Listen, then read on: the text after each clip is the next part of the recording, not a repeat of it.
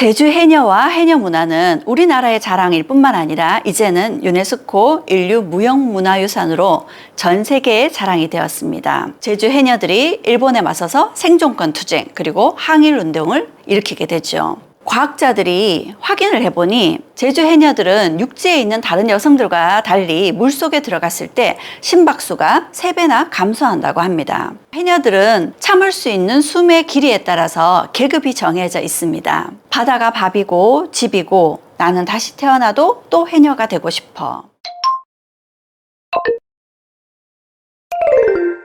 혼자 없어예. 제주도 말로 어서 오세요입니다. 예상하셨는가요? 오늘 제주 이야기를 함께 나눠볼까 합니다. 강혜영의 친절한 역사 이야기 116번째입니다. 오늘 강연의 제목은 제주 해녀에게 배우는 삶의 교훈입니다. 지난 봄 많은 사람들을 눈물 짓게 했던 드라마 폭삭 속았수다 다들 보셨죠? 제주의 해녀 이야기가 등장합니다.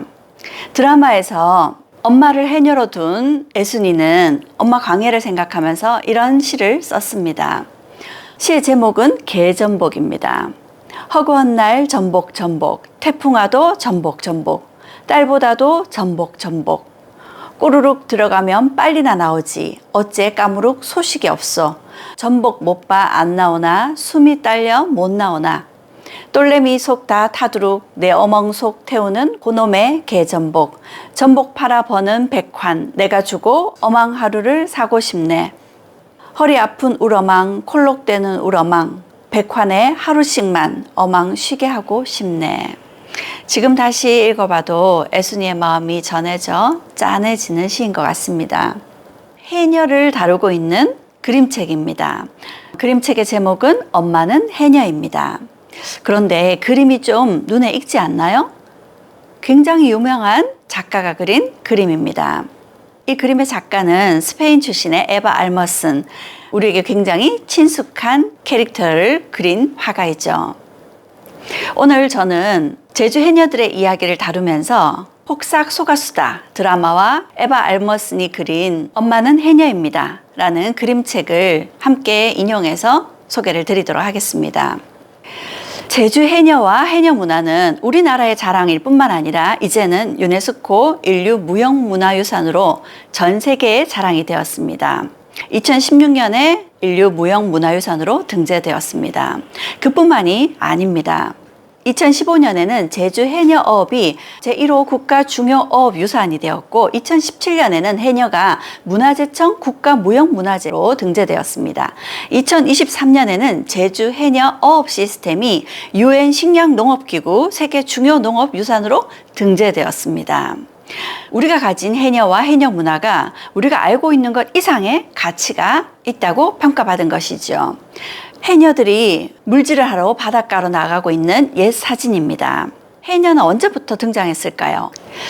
제주 해녀에 대해서 4편으로 이야기를 나누어서 드리려고 합니다. 그리고 각각마다 우리가 배울 수 있는 교훈이 무엇일지 함께 이야기해 보겠습니다. 그럼 첫 번째로 우리 역사 속의 해녀, 제주 바다가 낳은 해녀입니다. 조선시대 기록에는 해녀를 잠녀라고 이야기하고 있습니다. 그리고 남자의 경우에는 잠수 혹은 포작인이라고 이야기를 합니다. 삼국사기에 보면 제주에서 야명주를 진상하였다, 진주를 왕에게 바쳤다라는 기록이 있습니다. 이미 삼국시대 이전부터 제주를 비롯해 바다에서 물질이 이루어졌음을 확인할 수 있는 기록입니다. 고려시대 삼국유사에는 이런 기록이 있습니다. 제주 여자는 강하다. 지금 우리가 생각하는 것처럼 그 당시에도 제주 여자들은 강했나 봅니다. 조선시대 탐나술력도라는 그림에는 이렇게 물질하는 사람들의 모습이 그려져 있습니다. 제주의 물질의 모습을 확인할 수 있는 그림이죠. 그리고 비슷한 시기에 규창집이라는 기록에는 잡녀에 대한 기록이 등장을 합니다. 미역을 캐는 여자를 잡녀라 한다. 그들은 2월 이후부터 5월 이전까지 바다에 들어가 미역을 따고 나온다. 남녀가 뒤섞여 일하고 있으나 이를 부끄러이 생각지 않는 것을 볼 때 놀라지 않을 수 없었다. 채취해 관가에서 징수하는 일에 부응하고 그 남은 것을 팔아서 의식을 해결한다 라고 적고 있습니다. 이처럼 미역을 캐는 여자를 잡녀라고 합니다. 그렇다면 제주에는 해녀만 있고 해남은 없었을까요? 제주에 유배왔던 김춘택의 기록에는 이렇게 이야기를 하고 있습니다. 전복을 따는 일은 얼굴이 시커멓게 초췌해질 만큼 죽다 살아나는 고통이다. 전복을 따는 일이 굉장히 어려운 일이라고 하고 있습니다. 그래서 미역을 채취하는 일은 잡녀의 일이었고 전복을 따는 일은 잠수의 일이었습니다. 남자들의 몫이었던 거죠. 그래서 전복을 따는 남자들을 포작인이라고 이야기하기도 합니다. 그러면 남녀가 함께 물질을 했던 얘기인데 왜 지금은 잠수, 그러니까 포자기는 없어진 걸까요? 김상원의 남사록에 따르면 제주에서 진상하는 전복의 수량이 많은 데다가 관리들이 사욕을 채우는 것이 또한 몇 배나 된다. 포자기들은 그 일을 견디다 못해 도망가고 익사하는 자가 열에 7, 8이다. 때문에 제주 여자들은 포자기들과 결혼을 하지 않으려 한다. 전복을 따는 포자긴의 일이 굉장히 힘들었기 때문에 포자긴의 숫자가 줄어들었다는 얘기죠.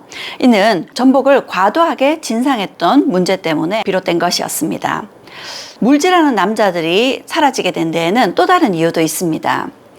해녀의 나체 조업을 금한다라는 고려시대 기록이 있습니다. 사실 물질은 옷을 벗고 하는 것이 훨씬 자유롭습니다. 그리고 상어라든지 물고기의 공격을 피하는 데도 도움이 됩니다. 그런데 나체 조업을 금한다는 명이 떨어졌습니다. 조선시대 기록에는 남녀가 어울려 바다에서 나잠 조업을 금지한다라는 내용이 있습니다. 남녀가 한데 어우러져서 바다에서 물질을 하는 것을 금지시켰다는 거죠. 이렇듯 조정의 간섭과 금지 때문에 남자들의 물질은 사라지고 해녀만 남게 된 것이죠. 제주 바다에서 이루어지던 해녀의 활동들은 일제강점기 제주 바깥으로 확대됩니다. 왜냐하면 일제강점기 많은 일본 어부들이 들어와서 제주도 바다가 황폐해졌거든요. 그래서 제주 해녀들은 이를 피해서 육지로 물질을 나가야 됐습니다. 전라도, 경상도, 그리고 강원도까지요. 강원도 바다에서 하는 물질은 제주도와 달리 굉장히 추웠습니다. 일제강점기 1940년에 들어서 러일 전쟁이 발발하게 됩니다. 일본은 폭탄의 재료가 되는 요오드의 수입이 끊겨버렸어요. 그래서 필요한 요오드의 물량을 확보하기 위해서 제주도에 감태 공장을 세우게 됩니다. 해녀들이 채취하는 감태가 폭탄의 재료가 되는 요오드의 성분이 많았거든요. 사실 감태는 제주에서는 거름으로 쓰이는 것이었습니다. 그런데 일본이 전쟁에 필요했기 때문에 제주에 감태 공장을 세웠고 그것만으로는 필요한 양을 충족시킬 수 없어서 제주 해녀들을 러시아의 블라디보스토크, 그리고 중국의 칭타오, 그리고 일본의 북해도까지 데리고 간 것이었습니다. 감태가 혹시 뭔지 아시는가요? 우리가 먹는 식재료 중에 건강에 아주 좋다고 지금은 많은 사람들이 섭취하고 있는 이것이 감태입니다. 이처럼 일제강점기 제주 해녀들이 육지로 그리고 해외로까지 나가게 되면서 우리나라 해녀가 일본에까지 전해졌습니다. 현재는 우리나라와 일본에만 해녀의 존재가 있다고 하죠. 일제강점기 일본은 제주 해안을 황폐화시켰을 뿐만 아니라 해녀들이 물질로 채취한 것에 대해서 제값을 쳐주지 않았습니다. 특히 초천이라 그래서 지금 우리가 우뭇가살이라고 불리는 것에 대해서 반값도 제대로 값을 쳐주지 않아서 제주 해녀들이 일본에 맞서서 생존권 투쟁 그리고 항일운동을 일으키게 되죠. 일본을 상대로 일으킨 항일운동은 모두 238회 17,000여 명이 참여한 아주 거국적인 여성 항일운동으로 확대되었습니다.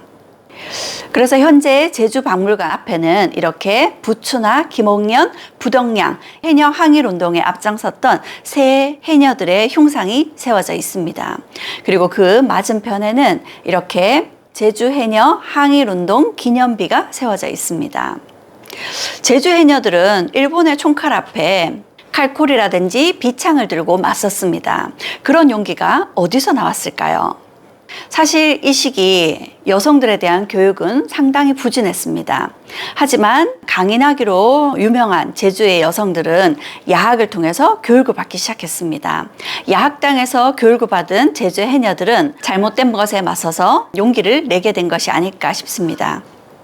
폭삭 소가수다에 이런 대사가 나왔습니다. 사람 시민 다 사라진다. 지금까지 제주 해녀들의 역사를 살펴보니 그 삶이 결코 쉽지 않았을 것 같습니다. 제주라는 곳이 농사가 잘 되지 않는 곳입니다. 논농사는 꿈도 꿀 수 없고 겨우 몇 가지 밭농사 할 뿐이었죠. 하지만 태풍이라도 불면 고생해서 지어놓은 밭농사는 다 허사가 되어버렸던 거죠. 그러니 제주 여성들은 힘들지만 바다에 기대어 살 수밖에 없었습니다.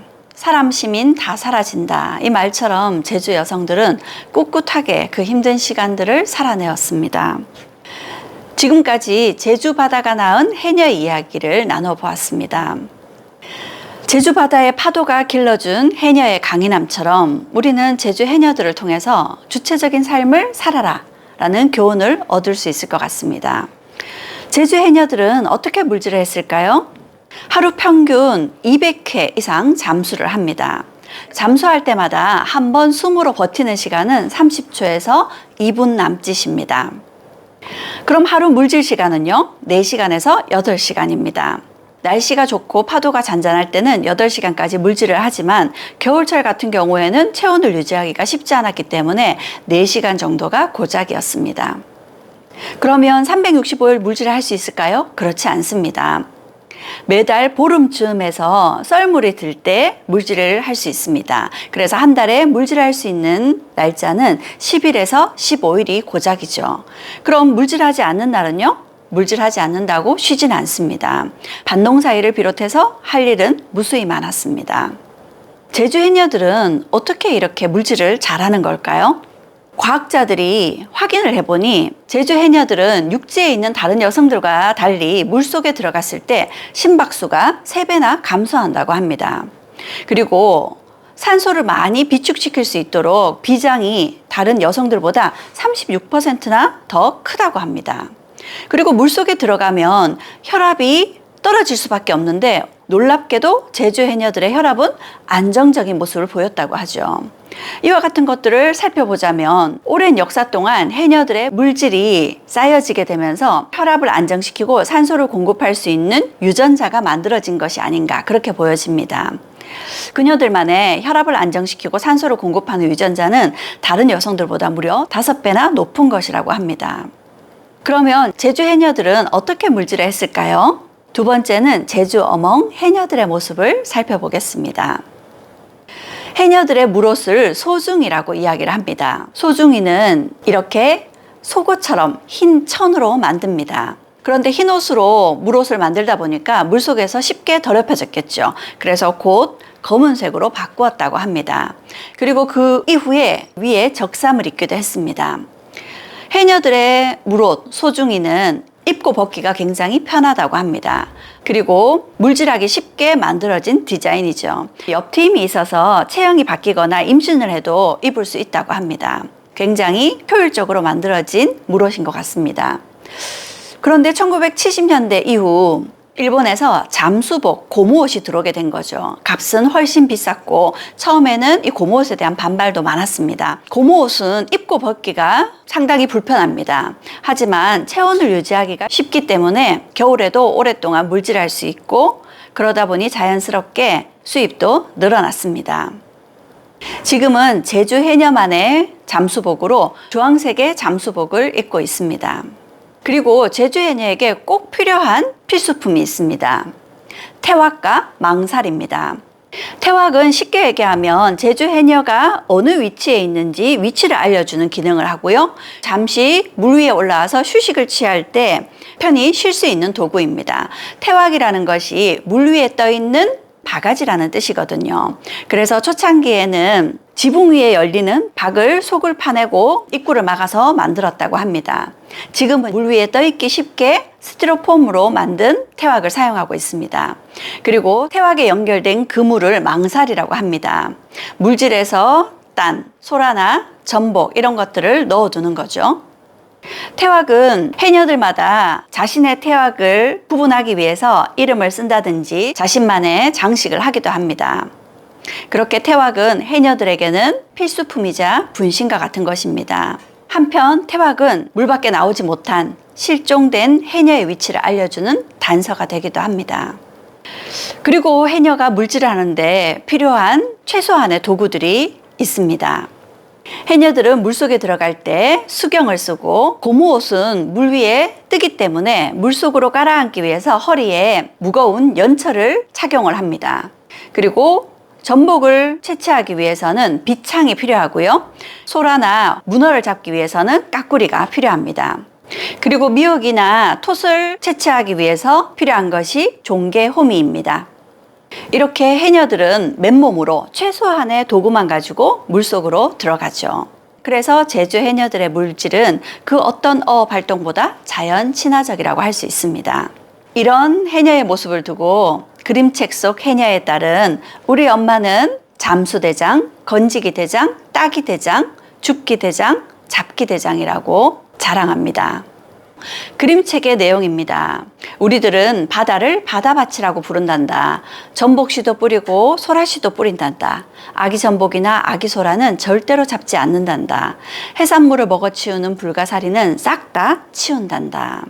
그 바다밭에서 자기 숨만큼 머물면서 바다가 주는 만큼만 가져오자는 것이 해녀들만의 약속이란다. 이처럼 바다는 평생을 내었어도 끝없이 우리에게 내어줍니다. 해녀들은 그런 바다에게 감사하며 제사를 지냅니다. 제주에는 많은 제사가 있지만 그 중에 대표적인 것이 영등할망굿입니다. 그 지역의 신화를 보면 그 지역 사람들의 마음을 헤아릴 수가 있습니다. 영등할망은 바람의 신입니다. 제주 사람들은 음력 2월 바람이 거셀 때면 영등할망이 왔다고 생각을 하죠. 영등할망은 바람을 불러일으키고 떠날 때면 전복 씨앗, 소라 씨앗을 바다에 뿌려주고 간다라고 믿었습니다. 그래서 해녀들은 매년 영등할망에게 안전한 물질과 풍요로운 바다를 선물해 달라고 제사를 올립니다. 제주 칠머리당의 영등할망굿이 유네스코 인류 무형문화유산으로 지정돼 있기도 합니다. 이처럼 해녀들은 바다와의 약속을 지키며 살고 있습니다. 이런 해녀들의 모습에서 우리는 겸손과 공존을 배울 수 있지 않을까요? 해녀들의 물질은 쉽지 않습니다. 자칫 목숨을 잃을 수도 있습니다. 해녀의 물숨, 그것은 죽음을 의미합니다. 해녀들은 물속에서 숨을 참고 물 밖으로 나와서 몰아서 숨을 내쉽니다. 이산화탄소를 한꺼번에 내뿜고 산소를 들이마시죠. 그때 나오는 소리가 호이 호이, 이를 숨비소리라고 합니다. 드라마 폭삭 소가수다에서 애순의 엄마 광래의 숨비소리입니다.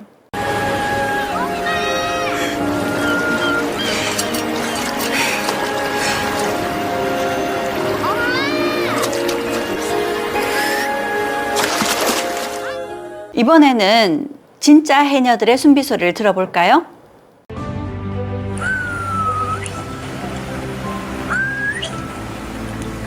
휘파람 소리처럼 들리죠. 물속에서 오래 그리고 숨을 많이 참았다가 물 밖에 나와서 뱉을수록 더 맑은 숨비소리가 나온다고 합니다. 제주 해녀들은 망사리에 꿈을 담아 올렸습니다. 숨빗소리 한 번에 자식을 키웠고 숨빗소리 두 번에 부모를 모셨습니다. 해녀들은 생계를 위해 더 깊이 물속으로 들어갔습니다. 그것이 해녀의 삶이었습니다. 이처럼 해녀들은 그 힘든 물질을 하면서 가족을 위해 희생하였습니다. 해녀들의 물질을 두고 이렇게들 이야기합니다. 저승에서 벌어 이승에서 쓰는 것이다. 또 이렇게도 이야기를 합니다. 칠성판을 등에 지고 혼백상자를 머리에 이고, 칠성판은 관 바닥에 까는 것이고 혼백상자는 혼을 담는 것입니다. 역시 죽음을 의미하는 말입니다. 에바 알머슨의 그림책에서는 해녀가 대왕전복을 욕심내다가 그만 의식을 잃는 장면이 나옵니다. 그림책에서 해녀의 어머니인 할머니 해녀는 의식을 잃었던 딸을 구해내고 이렇게 이야기를 합니다. 바다는 절대로 인간의 욕심을 허락하지 않는단다. 바닷속에서 욕심을 부렸다간 숨을 먹게 되어 있단다. 물속에서 숨을 먹으면 어떻게 되겠냐. 물숨은 우리를 죽음으로 데려간단다. 그래서 해녀들은 물속에 내려갈 때 본 전복은 따도 물 밖으로 올라올 때 본 전복은 잊어버려야 된다고 합니다. 그 전복을 따로 다시 내려갔다가는 물숨을 먹고 만다는 거죠. 이처럼 해녀들은 대왕전복의 유혹에 빠져 물숨을 마셔 목숨을 잃었습니다. 우리도 한순간 유혹에 돌이킬 수 없는 실수를 저지를 수 있습니다. 그래서 해녀들에게는 꼭 지켜야 되는 철칙이 있습니다. 딱 네 숨만큼만 해라. 해녀의 목숨을 앗아가는 물숨을 보면서 우리 역시도 욕심을 내지 말아라는 교훈을 얻을 수 있을 것 같습니다. 마지막으로 해녀들의 공동체 문화입니다. 드라마를 보면 해녀를 일컬어 해녀 이모가 아니라 해녀 삼촌이라고 이야기를 하죠. 삼촌은 제주에서 나이 드신 연장자를 일컫는 말입니다. 보시는 장면은 폭삭 소가수다에서 해녀 삼촌들이 모여서 수다를 떨고 있는 모습입니다. 이 해녀 삼촌들 주변으로 돌이 둘러싸여 있는데 이렇게 둘러쳐진 돌을 불턱이라고 합니다. 불턱은 해녀들의 쉼터라고 할 수 있습니다. 이곳에서 옷을 갈아입기도 하고 어린 아이를 챙기거나 갓난아이에게 젖을 주기도 합니다. 그리고 추울 때는 중간에 화덕에서 불을 피워 몸을 녹이기도 하고요. 서로 파도의 상태라든지 물속에서의 필요한 정보들을 나누기도 합니다. 요즘으로 얘기하면 이 불턱은 해녀들의 카페라고도 볼 수 있겠죠. 하지만 불턱에서 많은 이야기들이 오가다 보면 자칫 오해가 생길 수 있고 분란이 생길 수도 있습니다. 그래서 해녀들에게는 불턱에서 나눈 이야기는 절대 밖으로 옮기지 않는다라는 철칙이 있습니다. 해녀 공동체에서 생길 수 있는 갈등이나 분쟁을 사전에 예방하는 좋은 아이디어가 아닌가 싶습니다. 해녀 공동체에서는 이런 일들도 함께 결정을 합니다. 바다밭에서 언제 어떤 해산물을 채취할 것인지, 마을에 상을 당하거나 혼례 때는 물질을 얼마나 쉴 것인지, 이런 모든 일들은 해녀회의 회의에서 만장일치로 결정을 한다고 합니다. 굉장히 민주적이라고 볼 수 있겠죠. 해녀들은 참을 수 있는 숨의 길이에 따라서 계급이 정해져 있습니다. 2분가량 숨을 참을 수 있고 약 10m에서 20m까지 내려가서 물질을 할 수 있는 해녀들을 상군이라고 합니다. 그리고 7m에서 8m 정도의 깊이에서 숨을 참고 물질을 할 수 있는 해녀들을 중군이라고 하고요. 3m에서 5m 정도의 바다에서 숨을 참고 물질을 할 수 있는 해녀들은 하군이라고 합니다. 그러면 초보 해녀들은 뭐라고 부를까요? 초보 해녀는 똥군이라고 한답니다. 2m 정도 되는 아주 얕은 바다에서 물질을 하게 되죠. 이처럼 해녀들은 참을 수 있는 숨의 길이에 따라 계급이 정해지는데요. 그래서 상군이 물질하는 바다와 중군과 하군이 물질하는 영역이 따로 정해져 있습니다. 서로의 영역은 침범할 수 없게 되어 있죠. 하지만 그 속에서도 해녀들 사이에 훈훈한 정을 엿볼 수 있습니다. 상군 해녀들은 애기 해녀를 위해서 전복이나 소라를 슬쩍 넣어줍니다. 이걸 개석이라고 하죠. 그리고 나이가 많이 든 고령의 해녀들은 상군 출신이라고 하더라도 물속 깊이 물질하기가 쉽지 않습니다. 그래서 얕은 바다에 쉽게 물질을 하실 수 있도록 할망바당을 마련해 줍니다. 이렇게 해녀 공동체는 그 속에 철저한 질서가 있지만 또 이런 훈훈한 미덕도 함께 가지고 있습니다. 이것은 애기 해녀와 고령의 해녀를 위한 응원과 격려라고 볼 수 있겠죠.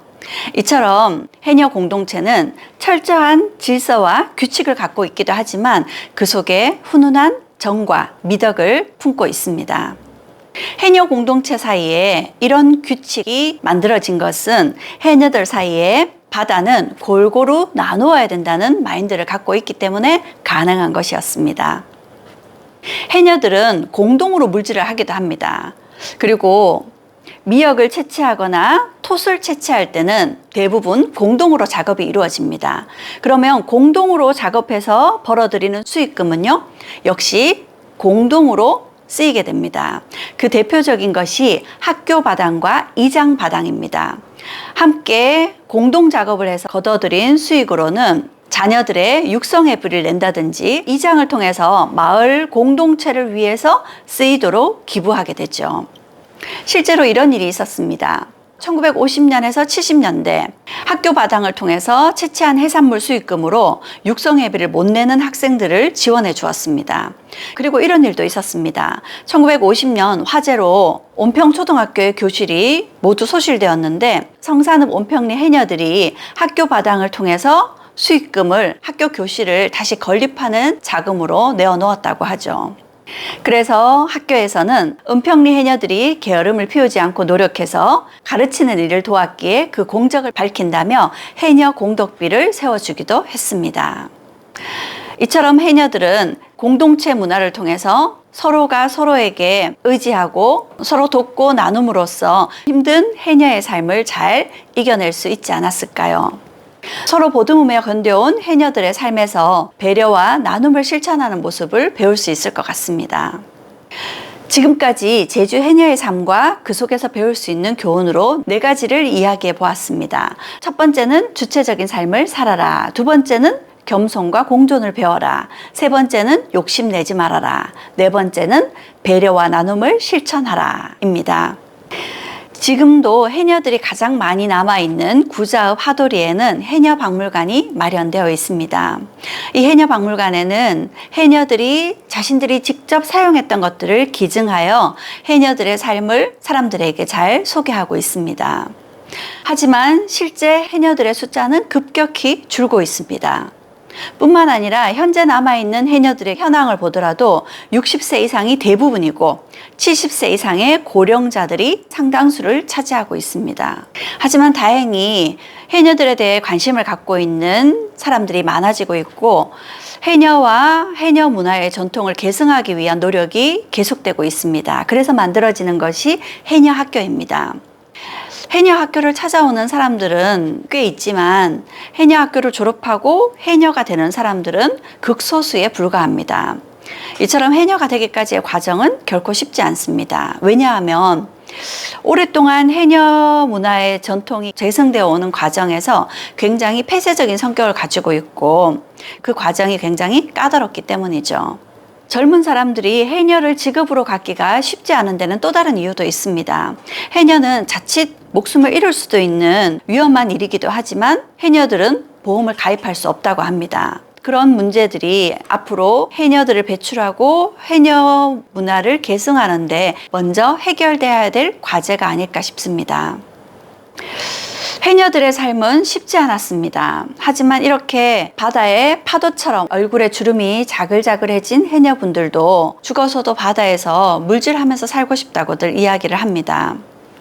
해녀들을 다룬 물숨이라는 영화가 있었습니다. 해녀들에게 배우는 명쾌한 숨의 한 수라고 하죠. 그런데 이 영화에서도 해녀들은 이렇게 이야기를 합니다. 바다가 밥이고 집이고 나는 다시 태어나도 또 해녀가 되고 싶어. 바다는 해녀들에게 도대체 어떤 존재이길래 해녀들은 이렇게 바다를 놓지 못하는 걸까요? 해녀들을 바다로 이끄는 힘은 무엇일까요? 해녀들은 마음이 괴로울 때도 바다에 가면 슬픔을 잊어버릴 수 있다고 합니다. 그것이 물의 힘이라고 합니다. 지금까지 제주 해녀들의 삶과 그 문화를 살펴봤습니다. 폭삭 소가수다에서 엄마 광예가 딸 애순에게 들려주는 마지막 당부가 있습니다. 애순아, 살다가 똑 죽겠는 날이 오거든 잡녀 엄마 물질하던 생각해. 죽어라 팔다리 흔들면 검은 바다 다 지나고 반드시 하늘 보이고 반드시 숨통 트여.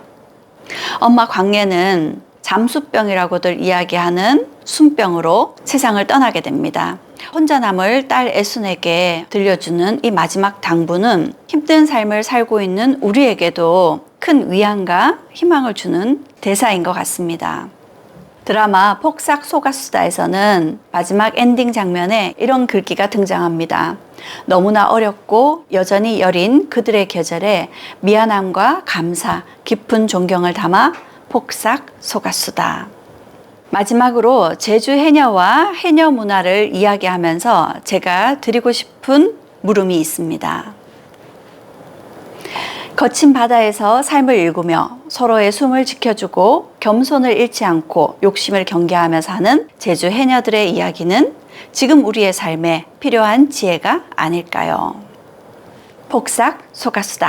감사합니다.